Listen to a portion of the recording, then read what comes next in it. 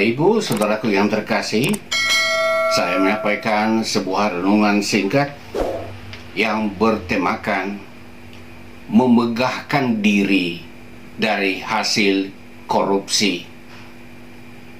Saya membacakan firman Tuhan dari Mazmur 52 ayat 1b.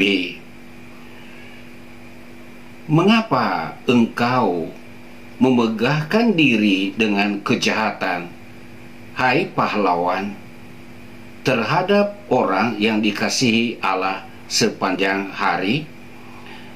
Jadi di sini berbicara tentang orang yang memegahkan diri dari kejahatan. Salah satu kejahatan yang dipandang sebagai extraordinary crime, yaitu kejahatan luar biasa, yaitu kejahatan korupsi. Sebab korupsi dia memperkaya diri dan mengorbankan kepentingan orang banyak. Saudaraku, ini salah satu penyakit di berbagai negara, di mana korupsi memang sangat sulit untuk diberantas. Ada undang-undang yang diharapkan mendatangkan efek jerah, tetapi orang-orang tertentu yang memang sangat mencintai uang, rakus dengan harta, mereka menghalalkan segala cara dan tidak terlalu takut terhadap bahaya-bahaya yang akan terjadi kemudian. Yang penting kaya. Soal cara untuk mendapatkan kekayaannya tidak terlalu penting. Sebab dengan korupsi mereka bisa memiliki uang yang banyak. Mereka bisa membangun rumah yang mewah secara tiba-tiba, bisa memiliki fasilitas yang mewah, memiliki mobil mewah, bisa memiliki villa dan fasilitas yang lain. Dengan kekayaan yang datang mendadak sebagai hasil korupsi, mereka memegahkan diri dan berlaku sombong, baik dalam sikap maupun dalam perkataan terhadap orang lain. Baik koruptor maupun anaknya koruptor juga turut memegahkan diri. Firman Tuhan dalam 1 Korintus 13 ayat 4 menyatakan bahwa kasih tidak memegahkan diri dan tidak sombong. Orang yang hidup dengan hasil korupsi itu jelas hidup tanpa kasih. Karena orang yang mengasihi tidak mungkin melakukan korupsi, mengorbankan kepentingan orang lain. Apalagi setelah ia melakukan korupsi, lalu ia memegahkan diri, sombong terhadap orang lain. Saudaraku, sepandai-pandainya tupai melompat, sekali-kali akan jatuh juga.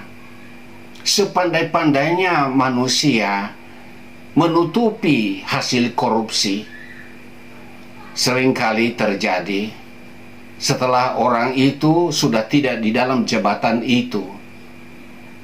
Katakanlah dia sudah pensiun, maka aroma korupsinya baru diungkit kembali. Banyak di antara mereka yang tidak berada dalam jabatan lagi akhirnya masuk dalam penjara dan harus mengembalikan uang korupsi yang telah dinikmatinya selama bertahun-tahun. Itulah sebabnya seringkali kemegahan diri yang berlangsung sementara akhirnya berakhir dengan rasa malu yang dalam dan masuk dalam penjara. Andai kata selama dalam hidup ini kejahatan korupsinya tidak terungkap, maka pengadilan di hadapan Tuhan selalu menanti dia. Pada dasarnya semua kejahatan yang melakukan korupsi akan dihakimi, baik menurut undang-undang positif yang berlaku. Apabila nanti kejahatannya akan terungkap, maka ia akan menerima balasan. Dan belum termasuk hukuman dari Tuhan saat pengadilan akhir tiba. Karena itu, saudaraku yang terkasih, lebih baiklah kita bersyukur atas hasil jerih lelah yang kita peroleh dengan kerja keras, kerja dengan tangan kita, bahkan kerja dengan keringat. Kita mensyukuri apa yang ada dan kita memohon kepada Tuhan supaya Ia memberikan kita rasa cukup, sehingga kita tidak tergoda dengan jalan pintas untuk memperkaya diri melalui tindakan-tindakan korupsi, menikmati harta kekayaan yang bukan milik kita, tetapi itu adalah hak-hak orang lain.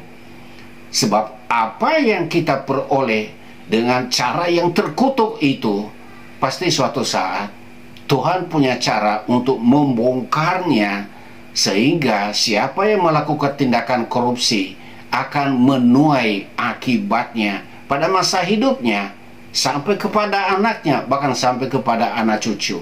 Karena orang yang melakukan kejahatan tidak hanya menuai akibat kejahatan itu pada masa hidupnya, tetapi itu akan mewariskan kutuk bagi anak-anak cucunya. Saudaraku, kiranya firman Tuhan ini mengingatkan kita agar kita hanya bermegah di dalam Tuhan, bukan bermegah karena melakukan kejahatan, secara khusus kejahatan karena korupsi. Bermegah atas hasil korupsi itu sangat memalukan. Tuhan memberkati.